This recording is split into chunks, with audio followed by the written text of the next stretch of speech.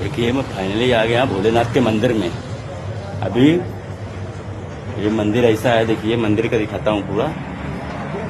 ये मंदिर का, ये भोलेनाथ का मंदिर है, ये भोलेनाथ बाबा की। अभी आज सावन सोमवार चालू हो गया, आज सावन चालू है, यानी पहला सोमवार आज है। तो मैं भोलेनाथ की पूजा करने आया हूँ।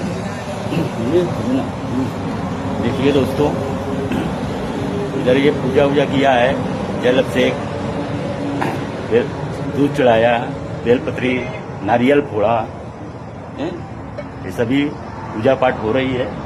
सावन का सोमवार का पहला दिन है दोस्तों, इसलिए पूजा पाठ आज करने आए। हर सोमवार 4 सोमवार पड़ेंगे भोलेनाथ के, और सावन सोमवार को पूजा पाठ होती है। ठीक है दोस्तों, वीडियो को लाइक शेयर फॉलो करिए दोस्तों, आगे बढ़ाइए। ठीक है दोस्तों, गुड नाइट।